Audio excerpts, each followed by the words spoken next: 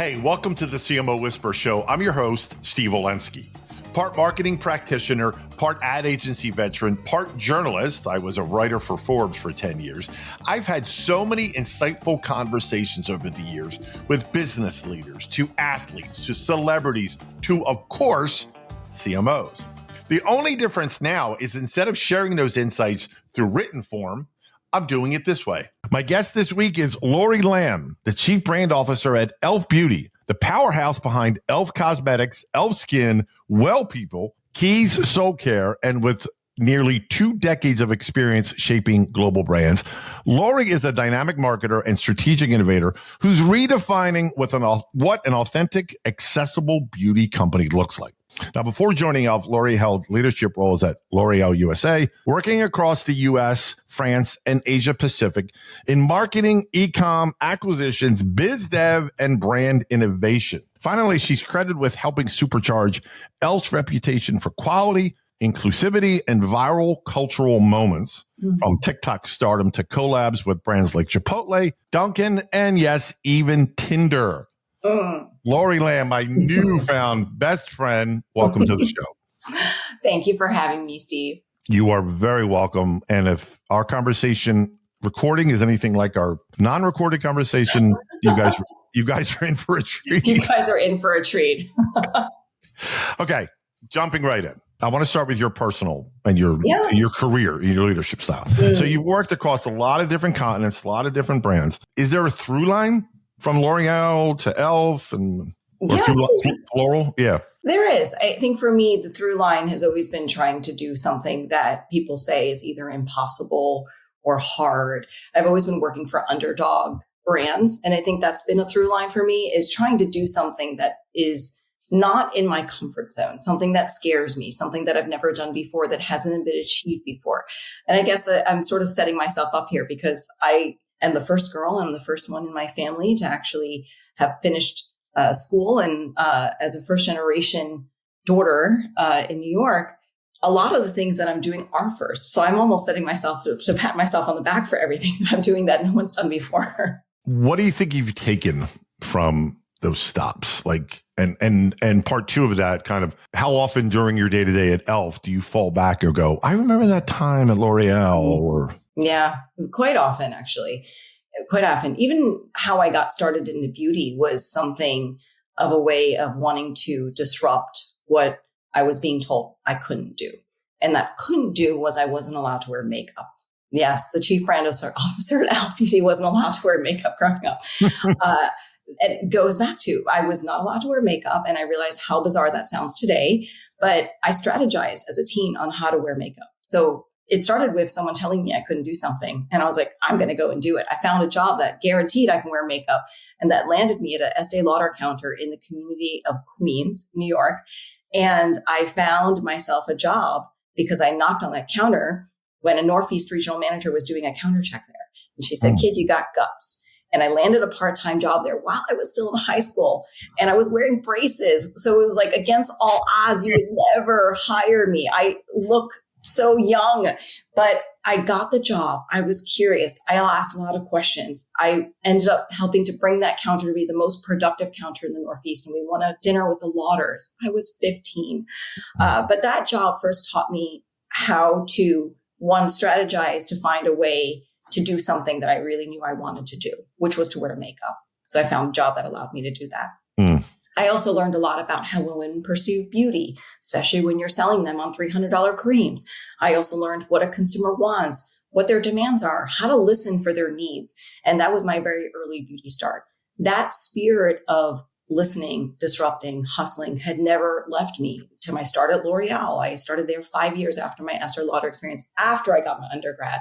And I started there, and that world is built on R&D and marketers. And I knew in my gut, Steve, that I wanted to be part of that. I learned the importance of storytelling. I also worked for all of the underdog brands, the brands that had less than 5% market share, because those are the ones that don't have the robust budgets. Those are the ones that require you to be so creative in how you craft something, how you find a way to fuel the business and their bottom line by generating stories, launches, amazing products, thinking about how to give something in exchange for a service to make a difference in someone's life. And we often joked at L'Oreal that we're not curing cancer, but certainly what we were doing was we were bringing a sense of confidence to women to be their best selves. And that's something that I really carry through.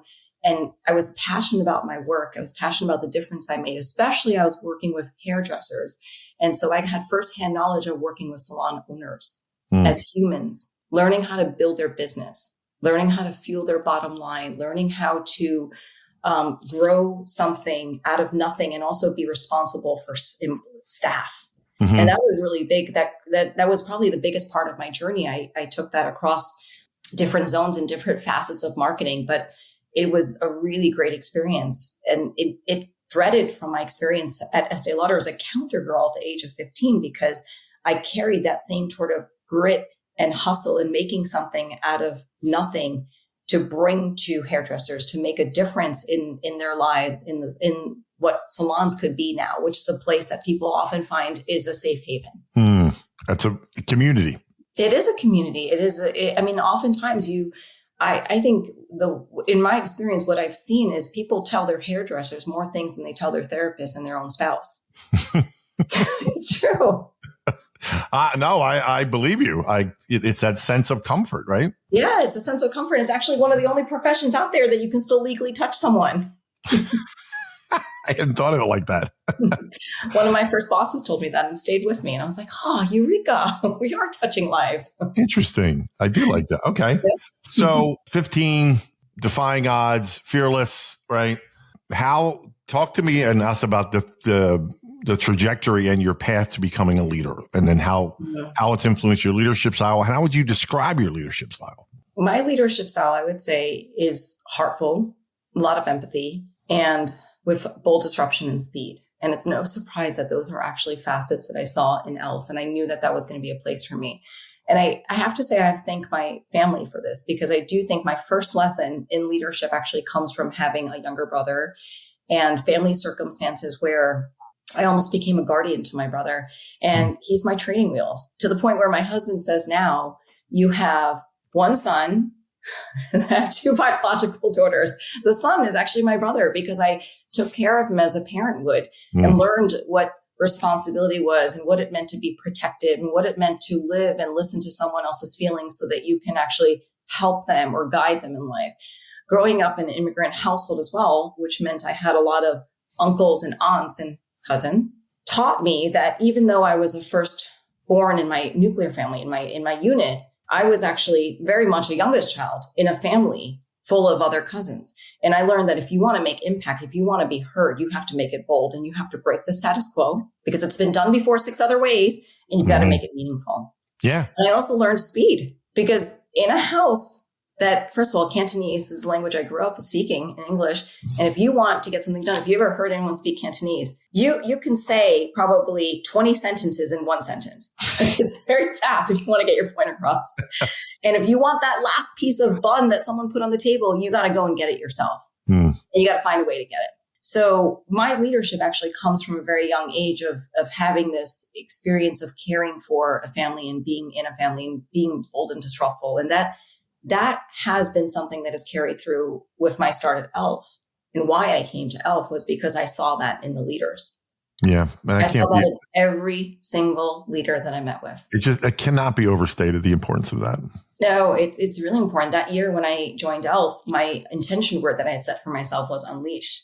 I was at a point in my career when I wanted to do that. I had life-changing events, one of which was I had lost my father before that. So it made me think about, where do I want to live? What kind of legacy do I want to leave behind? The other was, it was about a year, 2 years after COVID, right? 1 year after we actually probably came out again and started, socializing. And I was living in the pandemic with two young girls, watching my every move. And it made me think about what I wanted to do in life and where I wanted to make an impact and spend my time. So I was sort of at a crossroads. And those things made me feel very much like I need to find my anchor. I need to feel my purpose. And when I started sitting with people at E.L.F., I learned that there are people who do walk the talk. And that is at E.L.F. where I found my North Star. I found a company that believes in diversity, ensures that women in diversity are put in the highest seats of decision-making power. We have a board that has 2/3 women and 1/3 diverse. And what I discovered that we were only one of 4 companies that did that. That was really game changing for me. It told me that I'm at a place where it's not only are we breathing rare air, but we're doing something different about it. Because the mission, which is democratize access to beauty, is not just a mission. It's actually something we're doing every single day. That's amazing. I wish every brand and marketer and CEO could hear you say that. And because it's, I have a saying in life that it's called checking the box. No matter what you do in life. Are you doing it or are you just checking the box? It's clearly E.L.F. is not just checking the box. No, absolutely not. For me, it was very much taking who that girl was. Let's just say my 14-year-old, 15-year-old self coming into that counter, that hustle and that grit and what I knew I needed to do, because I actually helped put myself through college with that money that I earned as a counter girl. That was my mission, not only wear makeup, but also help my family. And so for me, it was coming out of this saying, okay, I have to be a good person. I have to be a good human, but I also have to be a responsible human. And for me, E.L.F. was very much that chapter of being able to do that. Here I am, a mom coming out of this. My intention word is unleash. I meet a CEO, a CMO, a CFO who all are channeling that. And it's not checking the box, as you say, Steve. It's really embodying this in every single facet of their lives, personal lives, and who they are at E.L.F. Yeah. And I knew that I had something to learn from them. And I'll say it for you and vice versa. Yeah. I'll say it for you. Oh. So you're welcome. All right. So disruption, bold, pick every brand on the planet says, we want to be bold. We want to be. Of course. Name a brand that doesn't want to be bold. Exactly. But when it comes to those 2 words, E.L.F. doesn't tiptoe. No.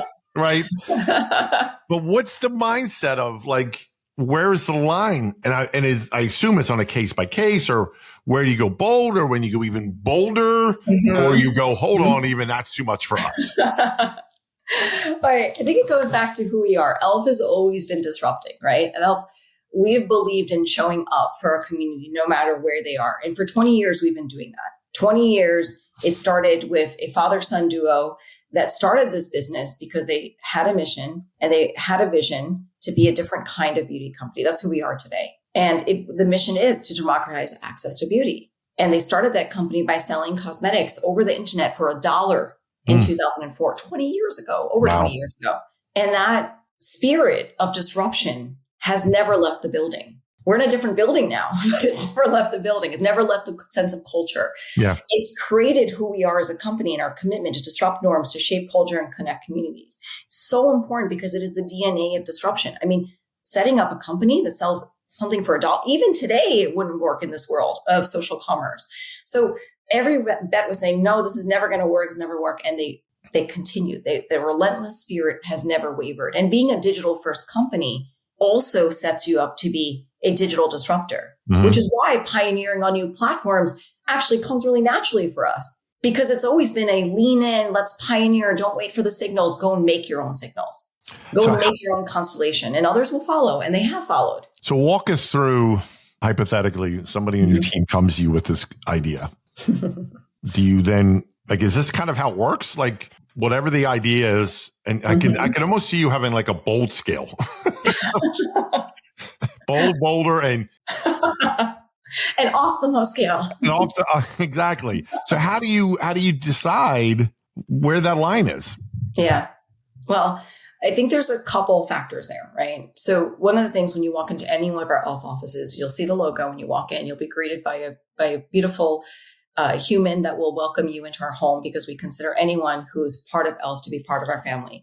And you will see under our logo, bold disruptors with a kind heart.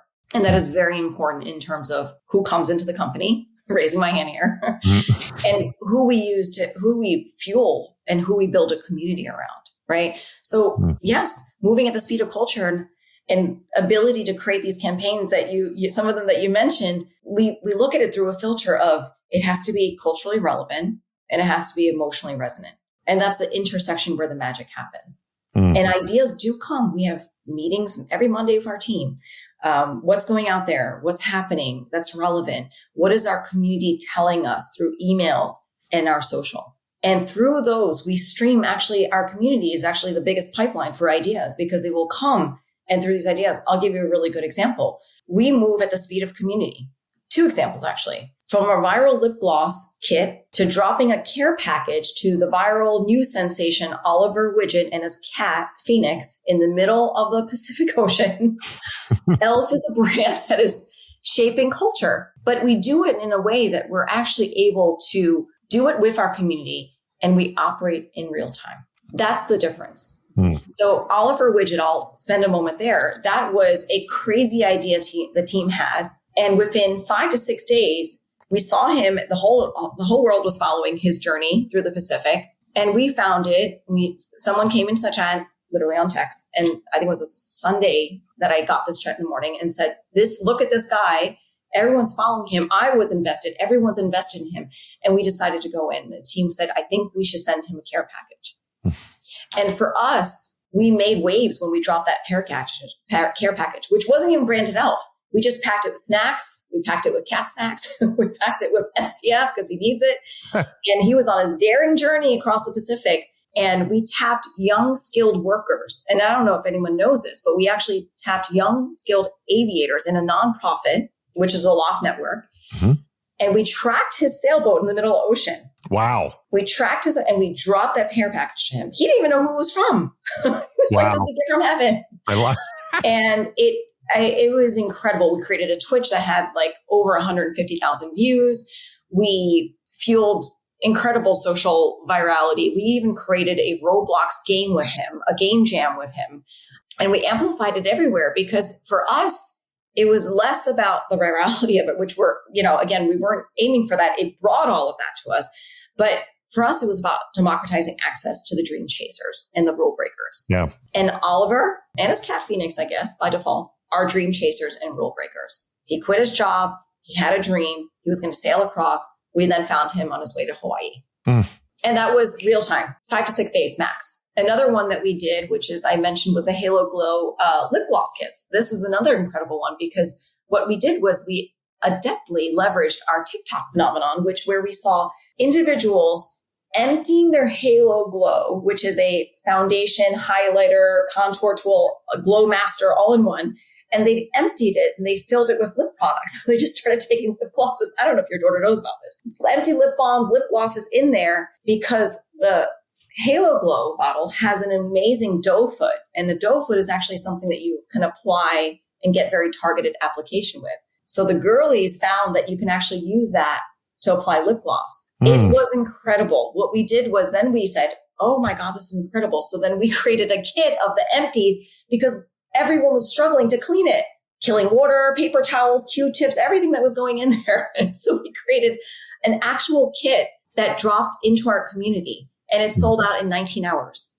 19 hours. It sparked demands for them to create something that was permanent for them. It created amazing virality engagement. I think even that week we had the #1 growing hashtag for lip gloss globally. And my team had tracked that at that time, 7 out of 10 videos actually featured Halo Glow Lip. Wow. So that's insane. We broke the internet in a way, insane. But that required us to move at the speed of culture. What I was just going to say, we built it. The common denominator among there's a lot between those two, but to me, chief among them is you got out of your own way, right? You didn't go, let's have a meeting about this or have a meeting about the meeting.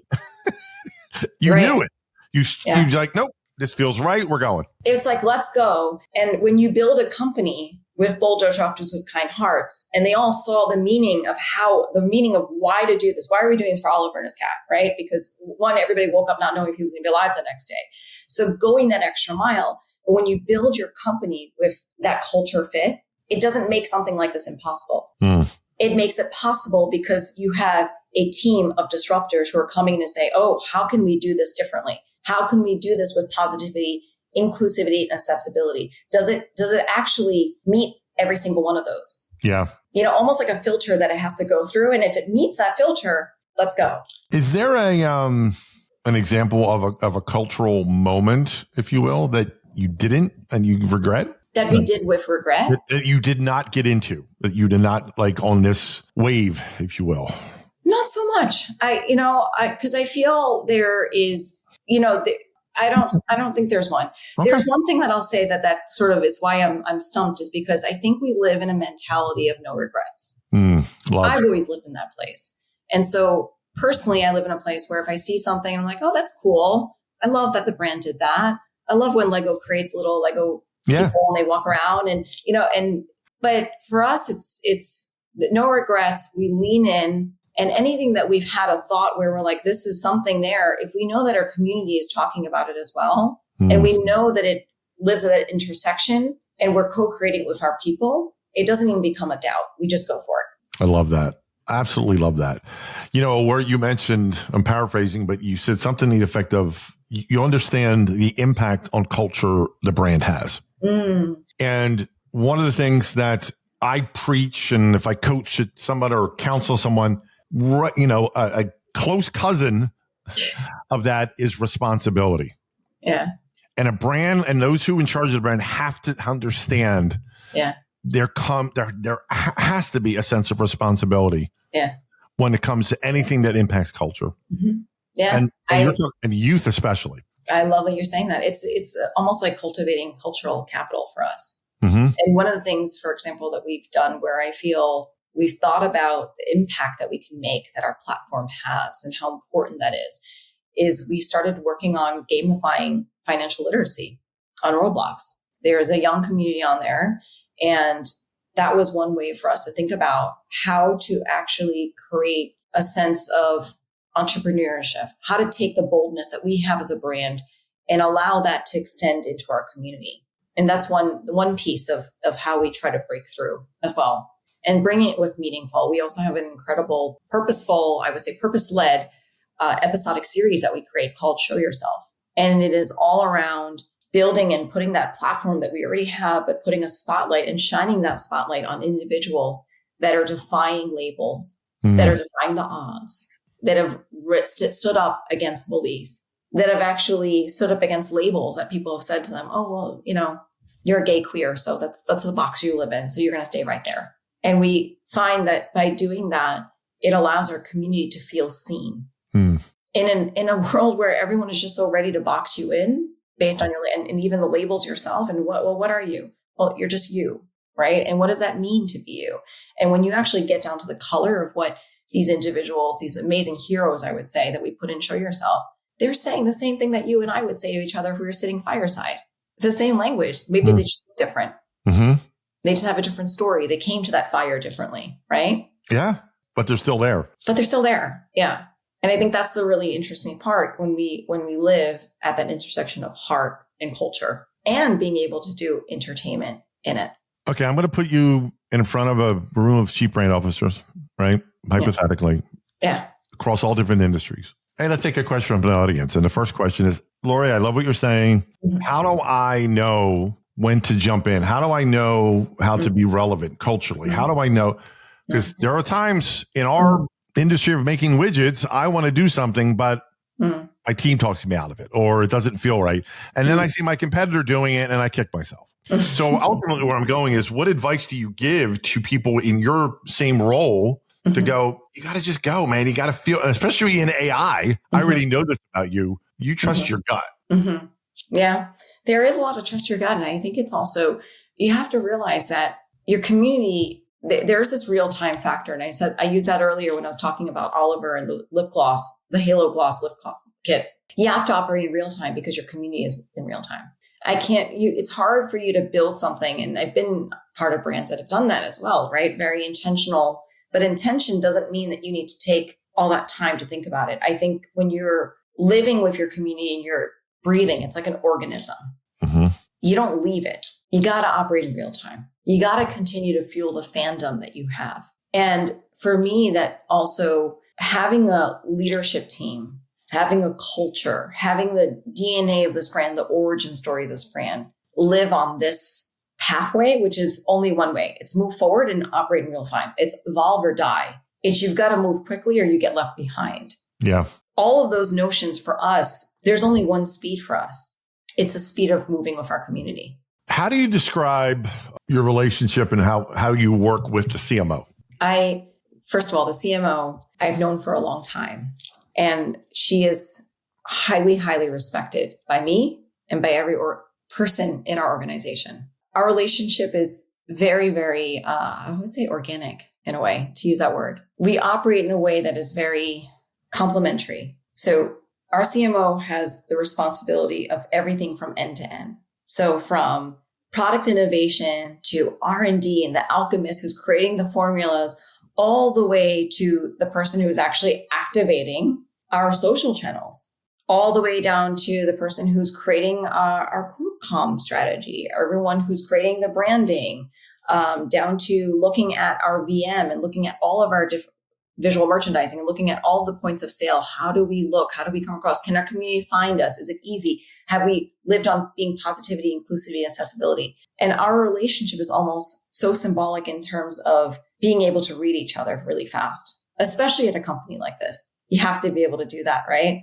And a brand is almost what I like to say, and she said it herself too, it's the brain and the heart of the organization. We release the signals and we pump the blood to all of the other organs in the organization in order for us to work together as an ecosystem, in order for us to be able to disrupt norms in real time and capture new fans together and then be able to put something out there that is going to delight our community. So it's probably one of the best working relationships I've ever had in my professional career. And it's because we trust each other. There's that little 5-letter word that the trust is there. Right. Mm-hmm. And it's got to be mutual.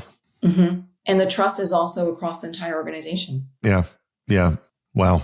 That's fantastic. Listen, I knew this was going to fly by, and I'm going to end it with like I do every episode with the random 5, which if you've heard any of my episodes, you know what's coming. Mm-hmm. Mm-hmm. Very random questions, but I'm already knowing. Well, we're going to do a part 2 and a lot of other things because I think you're amazing. And I'm ready. Oh, all right, here we go. You ready for the random 5? Okay. Number 1, who's someone, famous or not, who's had a major impact on how you lead? Mm-hmm. My father. Your father. Tell us. My father. Yeah. Good human. Amazing man. Taught me everything I need to know about leadership, how to have a moral compass that doesn't sway from others. The kindest man that even in his hardest times of life, there were people who came out of his journey of his 70 years that came out to be part of him and to want to help us. Sounds like an amazing man. Mm-hmm. Okay. Number 2. This is never going to happen, by the way, but just play along. You've got one day with 0 meetings and no to-do list. What are you doing? I'm probably going to read. Okay. I'm probably going to read. I'm going to read. I'm going to turn on some music. I'm going to put a record on that I probably would borrow from you, Steve. Yeah, I know. And I would just drown myself in a book. What's your reading? I love nonfiction. Okay. I love memoirs. What was it? I didn't hear the last part. Memoirs, nonfiction. Got it. Okay. Do you read quote unquote businessy books per se or not? I have a good collection on my shelf. I will say that over time, it has probably become more paperweights because I started trusting my instinct more. I love that. Mm-hmm. I absolutely love that. That's a great answer. Number 3, what's one thing people would be surprised to learn about you? That I'm afraid of the dark. Okay. There's no wrong answer, right? Like, okay. Appreciate your honesty. I'm not crazy about it either, if that helps. But okay. Number 4, if you weren't working in beauty, what completely different career would you be in? Oh, yes. I would definitely want to be a teacher. A specific age, subject? No, just the ability for me to know that I can make a positive impact in shaping someone's life or to help someone through a hard time and to be there for them. So to be by teacher, I mean all of the things that teachers have today and encompass under their job title, from being a coach to being a therapist to being a role model. Every facet of that is something that I gravitate towards. Okay. Last question. You've worked all over the world, a lot of different places. Is there one city that still has a piece of your heart? It's hard. I would say it's probably, can I choose 3? Sure. Okay. It's New York, Hong Kong, and San Diego. Each for its interesting, unique culture, speed, the melting pot, but also the tranquility of it, the geography and the differences and everything that you can get from each 3 of them, right down to the food. They have my heart. Interesting. Well, listen, Laurie, thank you. I'm so glad we met. What a great interview you are. You're just an amazing person. I'm a really good judge of character. Thank you for coming on. Thank you, Steve, for having me. And I can't wait for our hangout. Well, that wraps up another episode of the CMO Whisperer Show.